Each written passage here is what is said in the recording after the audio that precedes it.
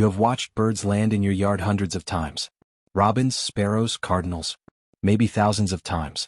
Robins on the lawn, sparrows at the feeder, cardinals deep in the holly bush.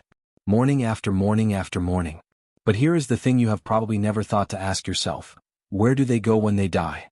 You have never found one. Not on your lawn, not under your feeder, not behind any shrub or fence. There is a reason for that, and it goes much deeper than you would ever expect. Stay until the end. Most people assume birds die somewhere hidden, behind a fence, deep in the woods, somewhere out of sight. A reasonable guess. The world is large, birds are small, and death is easy to miss. Except it is not. Researchers who study bird mortality in suburban environments have looked very carefully and directly at exactly this specific question. The data shows something genuinely striking. Dead birds disappear from outdoor environments with a remarkable and consistent speed. Not because they wandered far from where they fell. Because the process of disappearing starts before they even land. The assumption most people hold, that birds simply drop somewhere and stay, is wrong in almost every case. What actually happens involves instinct, precise timing, and a network of other animals you never once noticed watching. It also involves the robin specifically, a bird that researchers have studied directly in this exact behavioral context. The American robin is one of the most common and recognizable birds in North American backyards across every season. And yet virtually no one has ever found a dead one. That pattern is not random. It is entirely designed. The first thing to understand is that birds are acutely aware of their own physical condition at every moment. A robin in good health behaves one way. A robin that is weakening behaves in a measurably and visibly different way. The distinction matters enormously because in the wild, any visible sign of weakness is an immediate invitation to be killed. Every predator in your yard, the hawk, the cat, the fox, is watching specifically for exactly this signal. A bird that is slowing down, holding its feathers slightly looser than normal, choosing to perch lower than usual. These are not just symptoms. They are advertisements.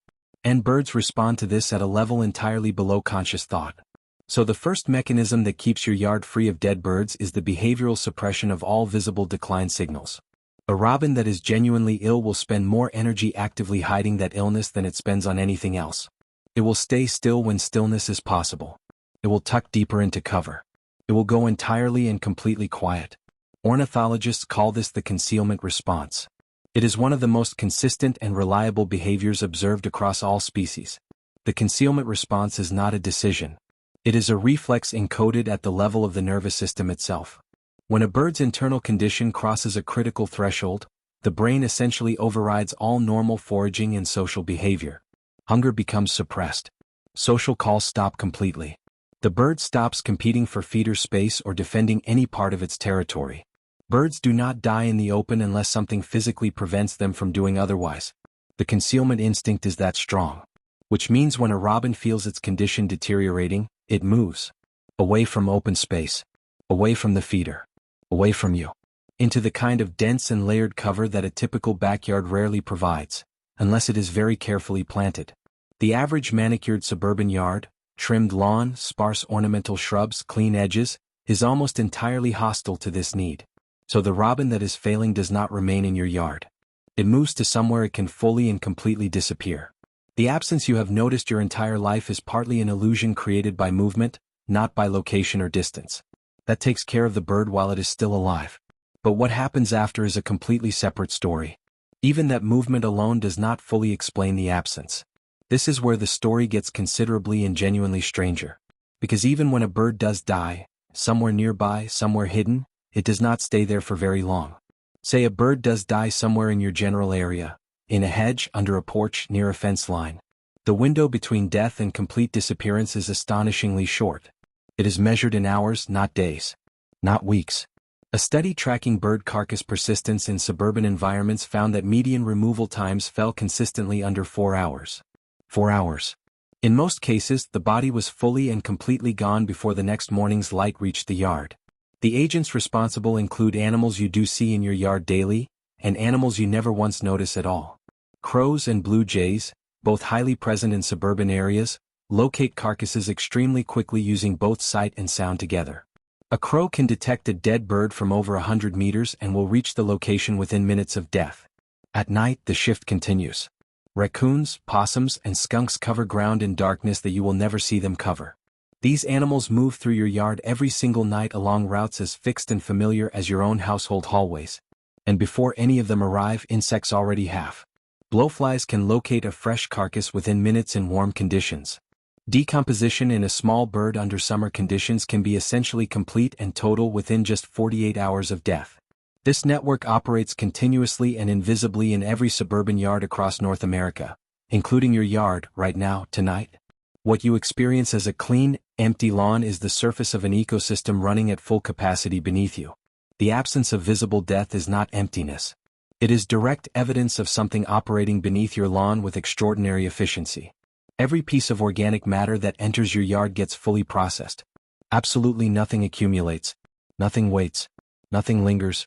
The system has been running this way for longer than there have been yards, or houses, at all. There is a third factor though, and it involves the robin directly. This is the one researchers find most striking. Robins are what ornithologists call facultative migrants. Their movement patterns are highly and directly responsive to internal physical state. A healthy robin in late autumn may stay in your immediate area all through winter. A declining robin almost never does. There is compelling evidence that deteriorating physical condition can actively accelerate the migratory impulse in vulnerable individual birds. Meaning a robin that is beginning to fail may simply leave, not to migrate south in the traditional seasonal sense, but because something inside it says that here is no longer safe, and south is where safety has always been. The bird you watched at your feeder for 3 weeks simply stops appearing one morning. You assume it moved on. You were not wrong. But the reason it moved on may have been written in its biology, not the season. This brings us to the part of this that most people find genuinely difficult and uncomfortable to sit quietly with. Birds do not die the way we tend to imagine. They do not collapse suddenly with feathers scattering across the open grass. That happens, but it is rare. Most bird mortality is quiet, entirely concealed, and completely outside our normal field of vision. Think of a specific bird. One that came to your yard regularly. One you came to recognize by its daily habits. There was a last morning. A last time it landed at your feeder. And you did not know it was the last time. Nobody does. That is not a failure of attention. That is the system working exactly as it was designed to work. The robin that has spent every morning in your yard for years is, statistically, dying somewhere you will never see. In a gap behind a stone wall. In a cluster of ivy 3 properties over. Somewhere dense and still and dark. And even that location will be fully empty within hours, processed back into the system before you walk outside the next morning. There is something almost unbearably efficient about this. The ecosystem does not pause. It does not mourn. It simply moves forward. And the robin, a bird that will have sung from your lawn dozens of mornings, leaves no evidence of itself. No trace. No record. Just an absence one morning where there had been a steady and familiar presence every single morning before. Most people notice this without being able to name it. The bird that just stops showing up. That is what this is. It happens to every bird in your yard eventually. The feeder does not mark the end. The yard simply continues. The birds you see today are not the same birds you saw 5 years ago. You just never noticed the replacements. Here is what I want you to carry away from this. Your yard is not a place where nothing ever dies. It is a place where everything that dies is so completely absorbed that you were never meant to see it. The system running underneath the visible surface of your lawn is ancient, precise, and entirely indifferent to our presence above it. The robin knew this in a way that precedes language by millions of years. It knew to hide. It always has. Not from you specifically. Not because it feared you at all. But because hiding is simply what surviving animals have always done. And there is something quietly generous in that. The system kept its work completely out of your sight. On purpose. Always. You were allowed to watch the living. Only the living. That is not an accident. That is a very old arrangement. You asked without ever knowing you were asking where they go. Now you know. They go somewhere you cannot follow them. The lawn you step onto every morning is clean because something you will never see made sure that it was. Have you ever noticed a bird that simply stopped appearing? One that was there every morning and then wasn't? Tell me in the comments. How long had it been coming to your yard? What kind of bird it was? I read everything you leave there. And those are always the stories that stay with me the very longest.